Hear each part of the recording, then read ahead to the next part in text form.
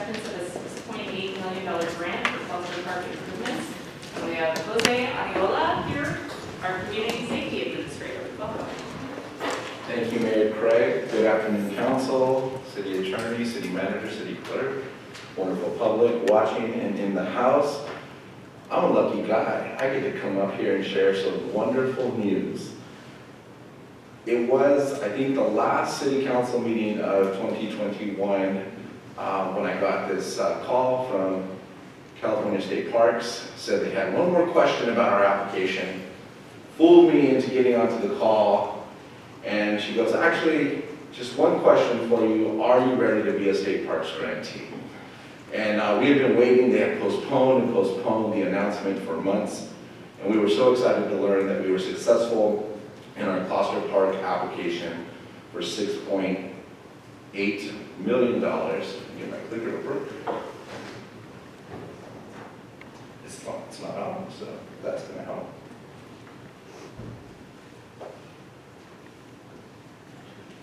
There we go. $6.8 million to improve Closter Park. So I'm going to talk a little bit about why I'm here. So we got the award. We were announced the award late December. We got the award letter mid-January. And so now, as part of our process here at City Hall, we come now to City Council for you to officially accept the money so that we can get to work.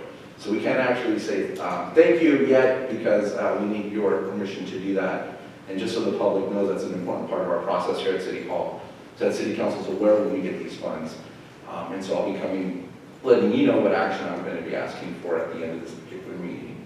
But I want to give you a little background on this incredible application, because I've been doing grants here at City Hall now about 8 years, and this has got to be hands down the hardest application I've ever done. And this is my second time doing it.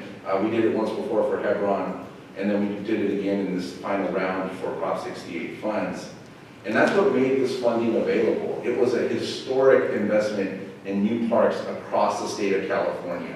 In this round alone, $548 million were made available to either build new parks or renovate existing ones.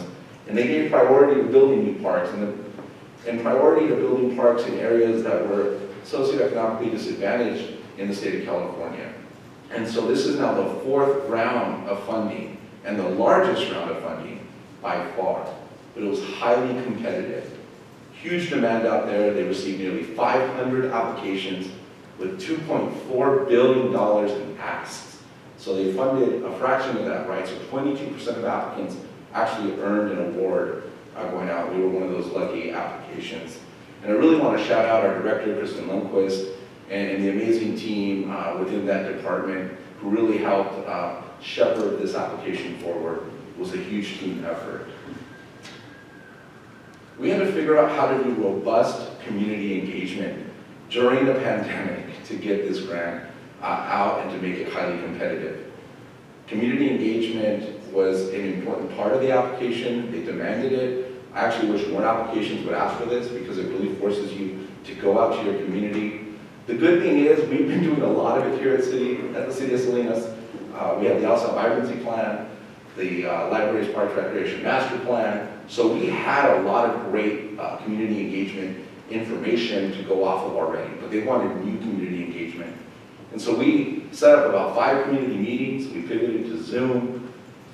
That really wasn't enough. We really needed to go to where people are at. So our team went out and they were at the parks, wearing backpacks with their iPads, and they were giving the survey to the park users. And that was really important to us. We're really trying to target, it wasn't about the overall number, but the people we did engage with, we wanted them to be users of the park from that neighborhood that are going to be impacted by this renovation. And our survey data showed that. 65% were from the 1905, 63% 25 to 44 years old in that age bracket. Shout out to the females, 66% were part of our respondents. They were really engaged. 43% had 2 or more children, which is important because they're a big user of that park. And 35% of our respondents visit that park 2 to 3 times or more per week. That's heavy park usage. What do people do at that park? That green bar you see at the top, they walk and they jog. Far and away, people walk, jog, and run that park. That park has no running track, no walking path, it's just ringed by concrete. So it's not the best place to run or jog if you know what that does to your knees, but that's what people love to do there. They made that a part of what they do there. And you can see just about every other activity is a far and away distant second, but so much is done there. There's a robust basketball culture there, there's a little league out there with 2 baseball fields, there's a playground that's heavily used, there's boxing club, so much goes on. But it's also been, that park historically, the site of a lot of community activism is launched out of that park. A lot of marches were launched out of that park, so it has a lot of history at that park too, but it's a public convening space. People love that park.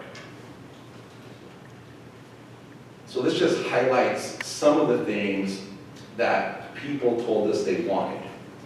A walking path around that park, right? It's just about almost a perfect half-mile loop around Closter Park, which is really nice.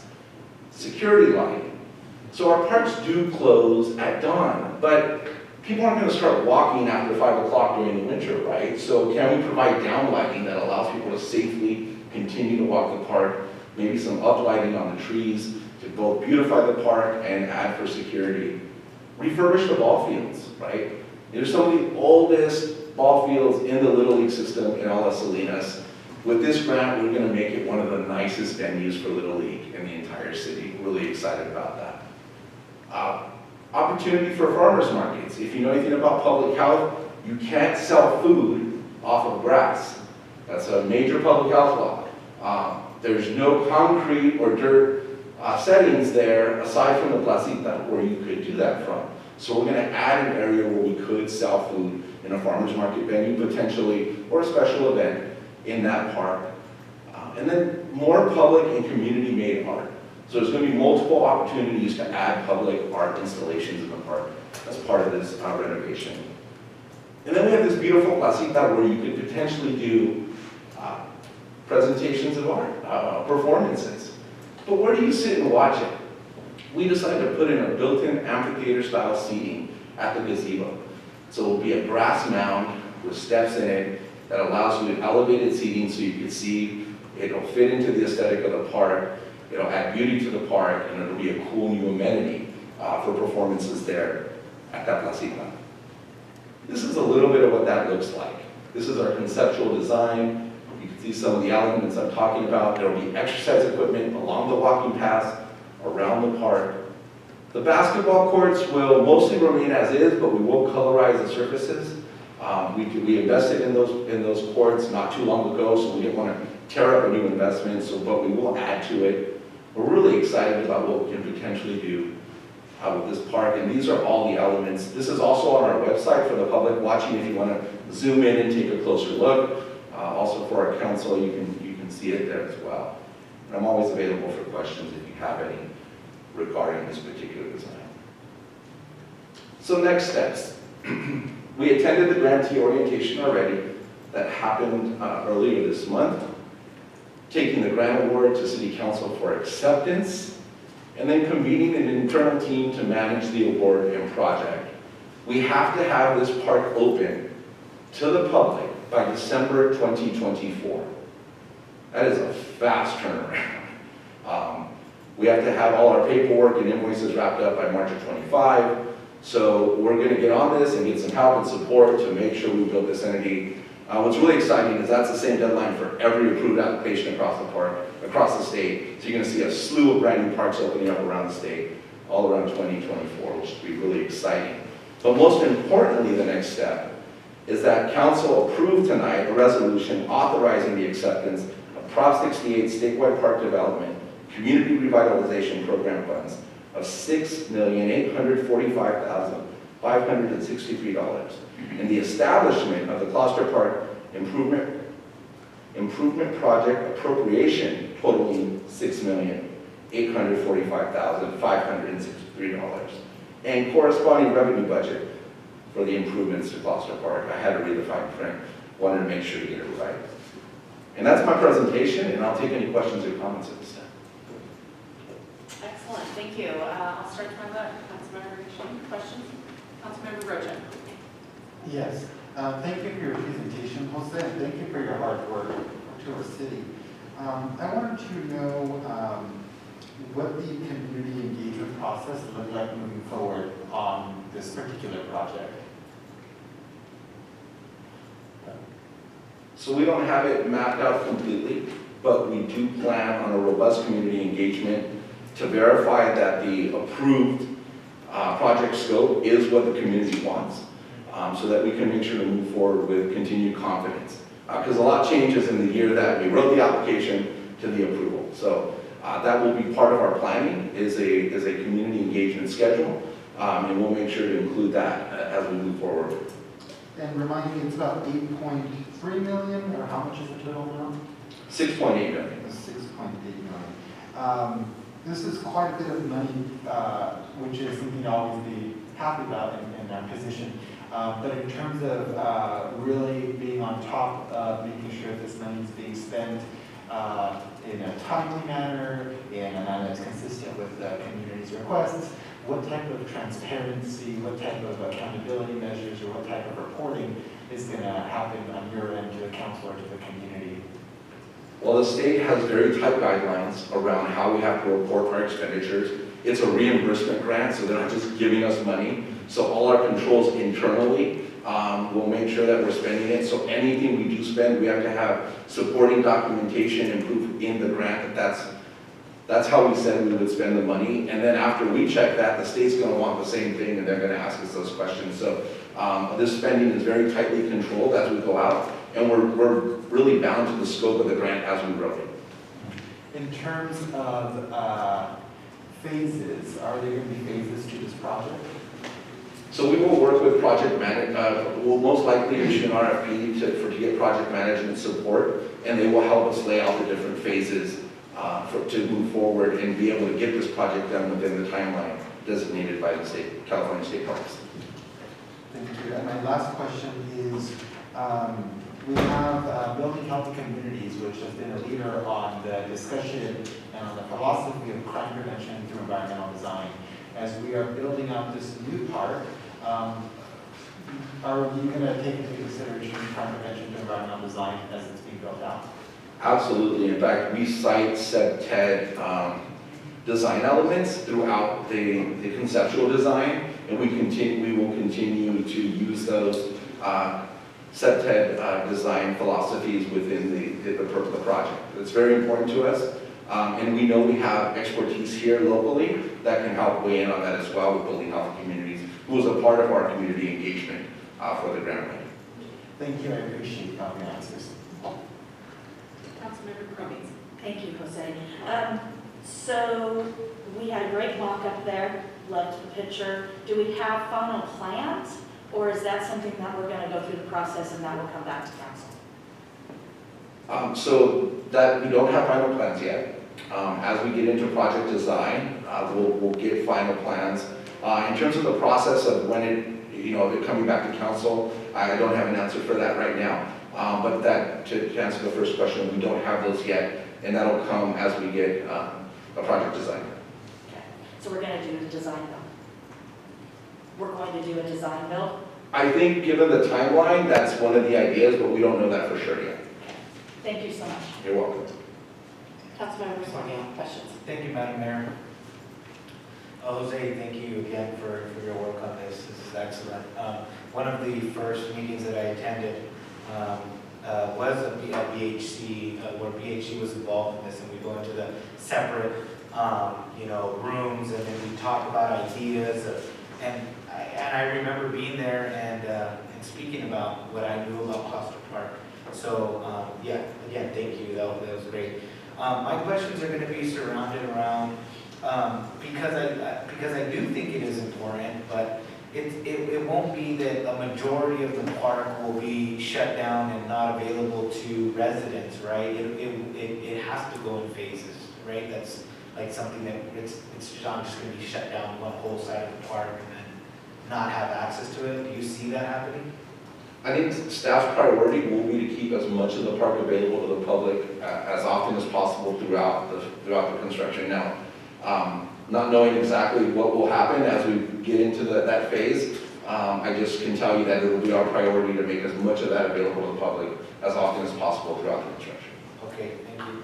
Another question that I have is, and just to make sure that I understand correctly, so today this is a presentation on what we've been working on. We have been awarded this grant, and that's what we're going to be speaking about here. But nothing is basically, if we go to all of the improvements that will be done, nothing in there is 100% set in stone. Is it? Things can be maybe altered, probably not too much, but is that what you're talking about as far as when you say community engagement schedule? Is that like talking about if those are still the changes that the community would like to see? Yes, so if we find something different from the community as we go back out to talk about design and final design, there is a process with every grant for modifications. So if there are any major changes to the scope we presented and we were awarded the money on, we would have to go back to the state and say, hey, these are proposed amendments. And that would be pending their approval, of course, to be able to do that. But usually if we go forward with an amendment, we usually have a good reason and rationale. And what I found with the state parks is they're very open to work with us. And they want us to be successful, and they want us to get these parks open in the proposed timeline. You know, I can't remember if this made the cut or not, but barbecue pits on here? There is go back here, there's a Santa Maria style barbecue pit. Okay. Right, if you look at the gazebo, just to the top right of it, that is a Santa Maria style barbecue pit that could potentially be reserved for a major event, but that is there. I remember going out to that, to Closter Park, and some of the folks that were in there, they were just like, they were saying, why don't you guys make barbecue pits around here, and benches and things? And some of our other parks have those, so that's the reason I asked. And that's the reason I also asked that if the community comes back and are there still able to be maybe minor modifications or tweaks? So the answer is yes. Okay. Let's see. Yeah, that's now, because we are going to be investing this money into this park, are we also going to be thinking, when you talk about the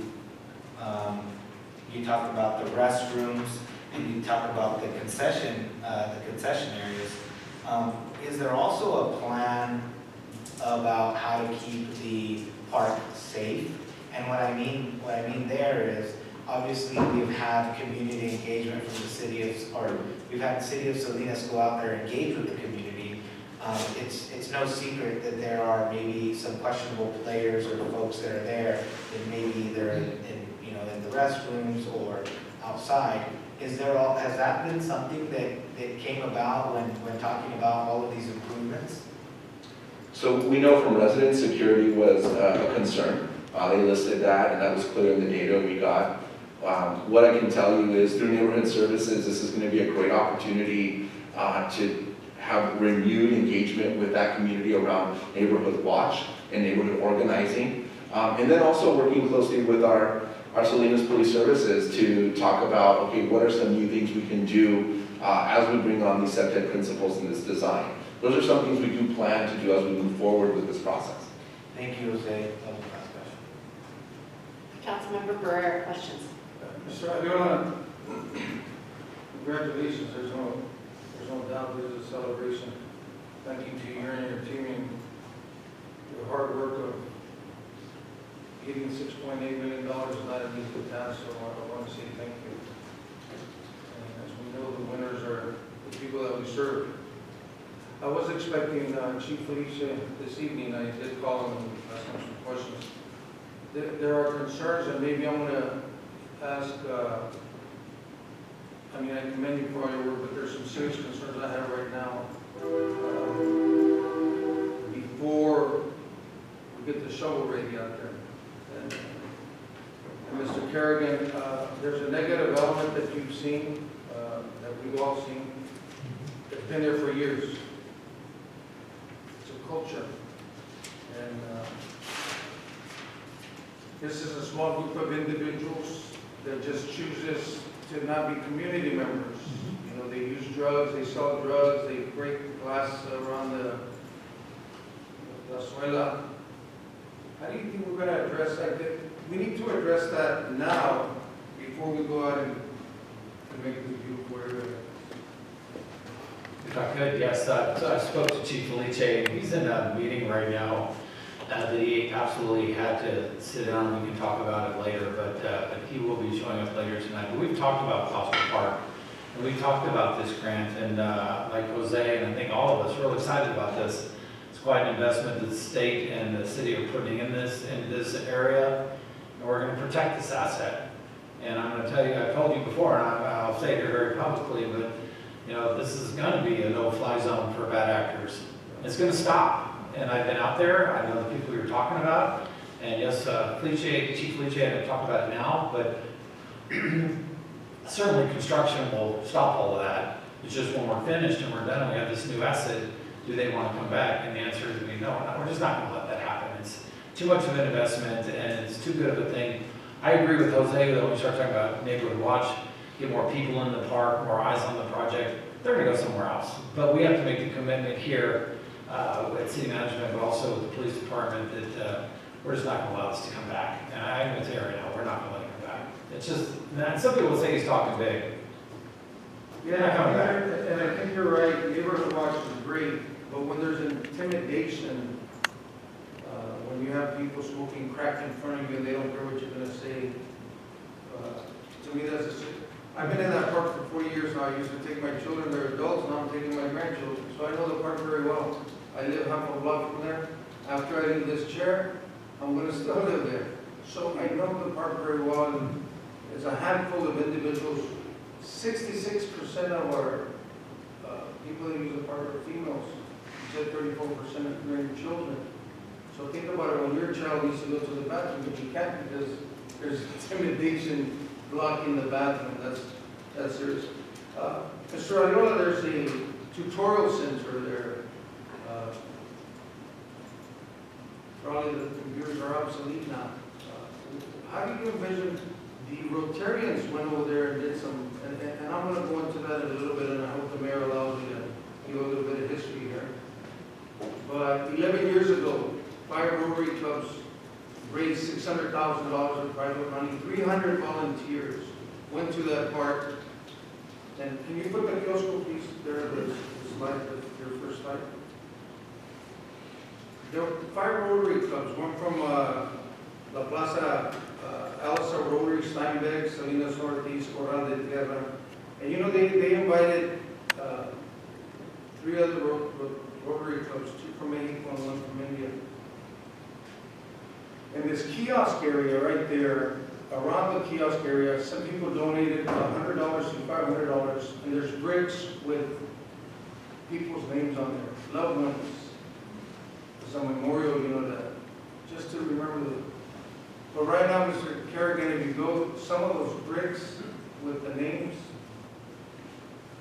are painted over. Some vandals just went and got paint and they just threw it. And it's a sad thing. But those are the issues that I'm talking about. We're going to create something fantastic for families, but these are the types of individuals that can ruin. Mr. Ariola, how do you envision, because right now there's electricity on that kiosk. So what you have is you have drug dealers that go and use the electricity for their phones. They're constantly there. If we could go there now, you could see all the mess that they make. How can we, as long as we provide electricity, they're going to continue there. How do you envision the new project? How do you see it happening as far as giving them access to go and plug in their cell phones? Unfortunately, it's not an issue just for Closter Park. It's an issue across our parks. It has a, I think our unsheltered population needs access as well, and so they find access wherever there's electricity. Our parks, I know firsthand, our parks maintenance crew has done a lot of problem solving around how to continue electricity service in those areas without having it tampered with. Different security measures, it's been trial and error, but it's a problem that we're coming at from behind on right now. But they've been working very hard and have had some success in some areas in terms of deterring or making sure that they can't break into it. But unfortunately, it's a problem we're working on, and we'll continue to address it through, I think, the design process here. And I'm sure you are. The sidewalk around the park, the outside corridor, are we gonna also fix certain areas of that sidewalk? Does that entail in this grant? The sidewalk was not included in the grant. So that's not to say improvements that couldn't happen as part of the larger scope of the project. For example, with the kiosco, the placita here, we've been working closely with the Rotarians because they wanted to go in about a year ago to do some improvements. And we asked that they hold off while we do the application process, and they've been very patient with us so that we didn't have to undo any of the work they did, because some of that we could include in the scope. And so now we're re-engaging them so they can go in and do some of the maintenance they'd like to do on the project, but other things that are going to be covered in the grant we're very excited about, like the fountain. And Mr. Ariola, and I know this is going to be a beautiful project, but I have valid concerns, at the beginning, because the issue is, like you say, these partnerships, whether it's Gil Basketballs or Rotarians, Salinas Boxing. I think we need to embrace these partnerships. Like you said, if the community buys into this park, takes ownership of the park, then this negative element gradually will start moving out. I know you put the Rotarians on hold, you put other organizations on hold, just because they're eager to get out there, and how are we going to make that happen? We have our Gil Basketball, for example, has filled out an Untitled Park application for this very park. And so that will be a new partnership there. The Rotarians have a vested interest. We've really embraced partnership where whenever somebody's come to us around any of our parks. And so we'll continue to do that and continue to develop ways to help and support those partnerships and do people who want to give back into our parks to support their maintenance and their beautification. I know you said in your funding you're going to set aside money for maintenance. I know that there's hardworking people right now cleaning the parks. I don't know how many workers you have cleaning multiple parks. But when I hear maintenance, I'm thinking about real, making it pretty instead of just doing some patch-up work. How do you envision, or any idea how much money you're setting aside for maintenance? Because your report does say there's money going to be set aside for that. I don't think, so I don't recall that part of my report. We have to spend that money that we've been given. I think what we can do with that money is make sure that we, whatever we do build is we can maintain. We have to commit to maintaining the park for 30 years as part of the acceptance of the grant.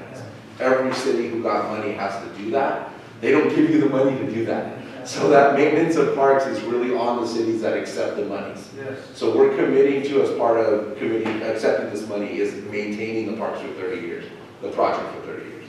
Yes, and I'm going to ask my colleagues to forgive me for the series of questions, because I'll be honest with you, in the Alisal, because we do have thousands of people that live in apartments, this is their yard, you know what I'm saying? This is where they come and bring the family, so this park is critical that we make it as beautiful as possible.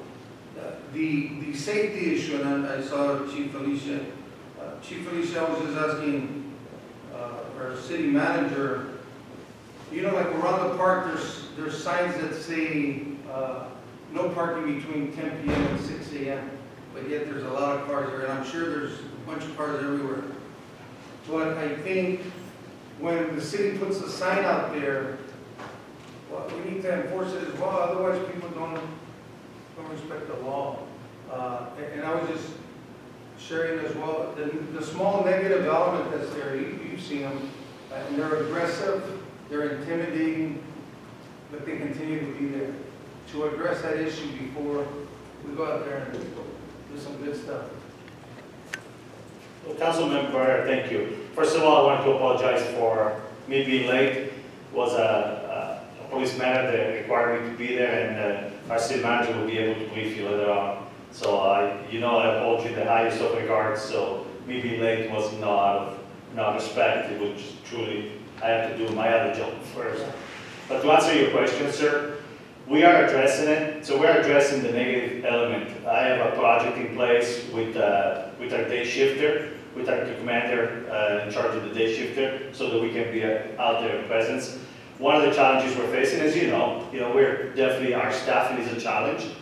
The additional component regarding the parking enforcement, one of the things that I'm looking to do, and I've discussed it with the city manager, is I'm trying to reallocate resources so that I can move some people to the front desk and take the people from the front desk and give it back to patrol as community service officer who can actually enforce those parking enforcement.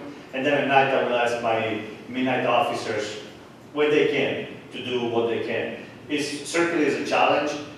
We are short-staffed and we've never hidden that, but we still do our job. And I can tell you on Friday, which was a holiday, and I'm not telling you because I'm here to say, hey, look what I've done. But I came in to work some traffic, and as you know, I used to be a motor officer, so I just jumped on a motorcycle to go do some traffic enforcement. That lasted about an hour. We were so busy that I had to go back and change and jump in a patrol car and start handling some calls for service. So, and I was actually at Closter Park. I myself towed some vehicles from there. So we do what we can, but we have to give priority to life emergencies. So yes, we have a project that we're working on, and definitely this moving forward, we want to be part of the solution so that we don't revert back to the bad elements. Sorry about the lengthy explanation, but No, I want to tell you how I was getting there. Thank you very much. Mr. Ardona, just some more questions. The Salinas Boxing Club, how does that fit into the project here?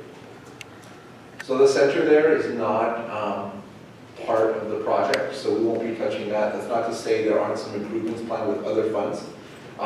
In terms of the club, there's no changes to their status at this time. They will be there. They will to benefit from the beautiful new upgrades around the park, especially the jogging. The boxers do a lot of jogging out there, so that will be important to have that element. The new exercise equipment that will be around the park, I think will benefit that club as well, being in that park. If you've ever seen them train, and I've watched them many times, they use the entirety of the park before they go back into the ring, right? So right now, there's no real big plans for any changes to that. That center will remain as is, and hopefully we'll improve programming as we come out of in the other parts of the center that are being used right now. Yeah, and my last question, Mr. Ardona, and if you can, it would be great if you can get familiarized with that tutorial center that's there. I mean, there's a lot of computers, but now it's like a little closet space or something. You know, every park has different needs depending on the immediate community. At Closter Park, for years, they've asked us for night basketball. How do you envision that? I know as soon as the sun goes down, the park starts going down, but you got people out there with generators right now, with, how do you envision something like that? I think that's part of partnerships. I think they continue to work with our director and LCS and continue to work out use in the evenings of the courts as the public needs it. And we work to make it as safe as possible, as we've done with things like the generators out there for specific tournaments and play. Thank you, sir. Thank you, Mayor. Councilmember Gonzalez, questions? Thank you, Madam Mayor.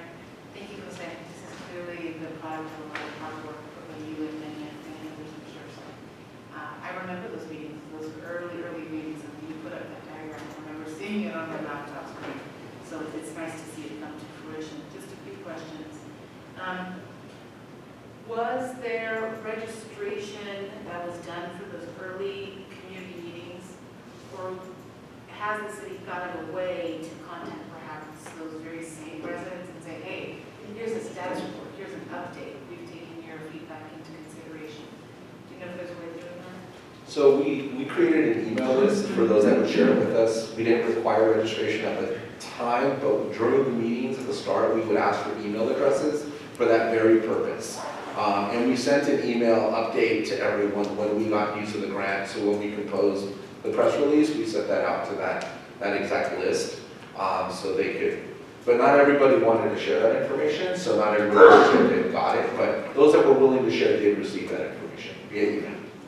And then when we're looking at December 2024, will council and or the public receive some kind of status update when we're 2 phases in, or 3 phases in? Is that in the works? Oh, I'm sure we're going to be very excited. It is not often we upgrade parks on the scale that we've had the resources to do that. We're struggling to, maintain is where we're trying to get to a point.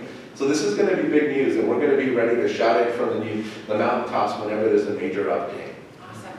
And then, without spending too much time on the specifics of budget allocation, but when we talk about the way that our parks teams look at, this park needs the most help, this needs this needs that, I imagine, please correct me if I'm wrong, that there was already funding to address some of the issues at Closter Park.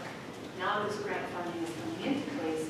What will happen with those funds that were already allocated to Closter Park? Will they be reallocated to Cesar Chavez, to Central Park? I don't believe park maintenance is budgeted quite like that, given that the largest expense is the people doing the maintenance. Chances are they're going to be freed up to maintain other parks while this is under construction in certain phases. So, but LCS Director Kristen Lundquist could better answer that question. Okay, perfect, and I'll follow up with her. And then does, I know you said you've been doing grant writing for 8 years. Does the department currently have a grant writer, or is it city staff that takes on that extra role? Are you a grant writer? No, so in our department, in my division, so even in our department, LCS, we have libraries, we have parks, and then we have my division, formerly known as community safety. So we've all written our own grants, and when you need help, you consult, you get a consultant to help you out. And so a lot of us will get a consultant to support our grant writing. In this case, we did use consultants for a variety of things. For example, conceptual design is not something we necessarily have somebody at the ready to come in and do. So we contracted that out, as well as some elements of the grant writing as well. But we do all our own community engagement, and a lot of cities contract that out. Oh, yeah. No, and I remember folks with the backpacks and the iPads, and I think that is quite literally the most tangible form of on-the-ground outreach, and I would love to see more of that. I think that's how you meet people halfway, you meet them where they're at. So thank you for the presentation. Thank you, and I have no questions. I think this is a great opportunity for us to improve one of our busiest parks. So with that, I'll go out to the public. Does any member of the public wish to comment on this item? Welcome. Good evening, Madam Mayor, City Council, and I'm feeling really excited about this. Having Closter Park being that extended front yard, having grown up on Town Street, and to get to have heard about it, the weekend of the first annual Christmas in Closter Park event. That was Christmas came early this year. And it's also bittersweet because in light of the recent tragedy, and it brings me back to what Councilmember Barrera had raised, the issue around resident ownership, and thinking in my mind what has been communicated by those immediate residents within the last week is the feeling of safety. That feeling of safety. If it looks safe, it feels safe. And I've spoken with some friends of mine who have, communicated, voiced how, whenever I move to another different city or different town, I usually go to where the shopping districts are at. And it made so much sense because that's where the best lighting is at, So in terms of where a change may happen, like Councilmember Orsolino had brought up, in terms of resident input, and just something to keep it on their radar around the idea of what it would look like and feel like if there was lighting, just this well-lit space, all hours of the day, and also just be considerate of the fact that if we push this element out, right, it's just being pushed out, right? It's not that where do they go question is still there. So, but either way, man, this is it. This is beautiful, and I'm really you can be proud to be a East Salinas resident and hearing this. Thank you very much.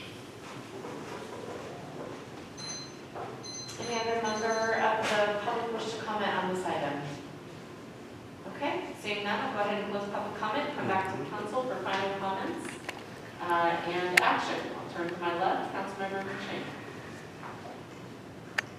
Thank you. Councilmember Rocha.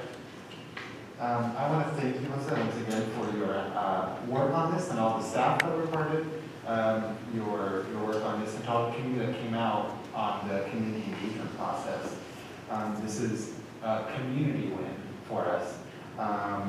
On the discussion and on the point of community engagement, I want to make my request very clear that the community remain engaged throughout this process. It was their labor, it was their time showing up to our meetings that led us to this point, and I think that, out of respect for those same residents and more residents, let's keep them engaged in the process from the beginning to the completion of the project in December of 2024. I want to expand on that and touch on transparency and keeping the community up to date on what point of the phase we are in with the construction and the renovation of the park. I was on the school board as we were doing the completion of Rancho San Juan High School.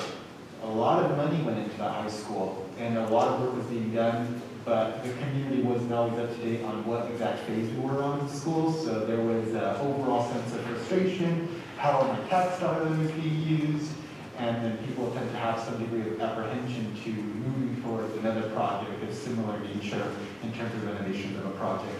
So I do hope that we are being very transparent and with the help of Sophie, our new community relations manager, really highlighting what phase we're in, what has been completed, and showing the progress of the project.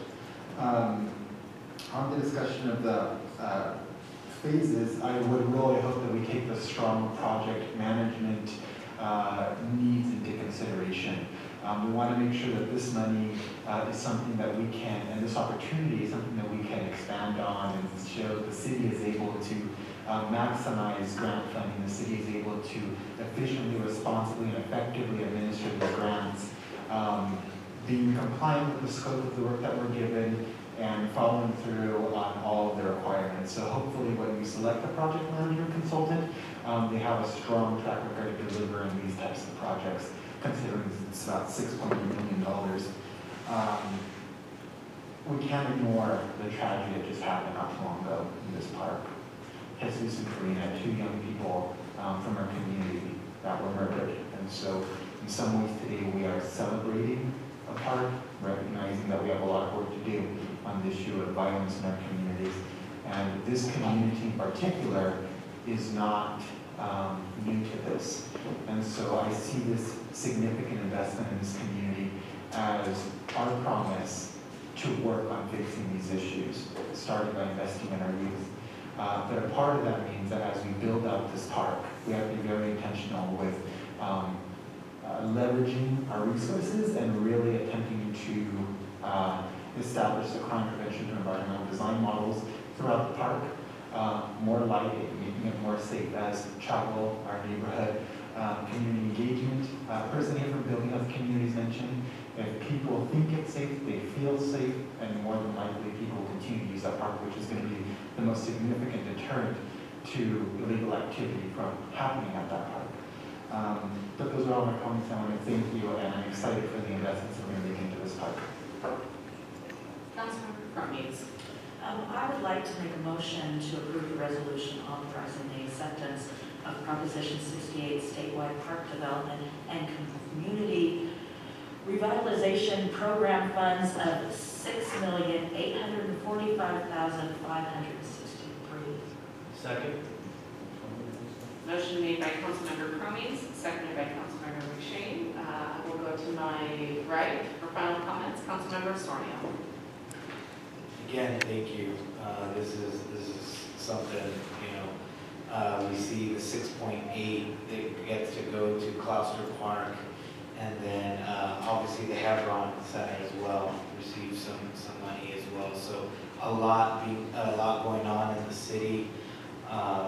It's great to have this where it's not so much who's number, how many number ones do we have? I know city manager was saying this, and it's like, well, we're going to start here, and then this is the next one, and this is the next one, and we have so many great projects that are going on. It's just And again, this is why we know that Mr. Steve Kerrigan, our city manager, is definitely gonna be able to steer the ship in the right direction, and very excited to see the work you guys do on this project.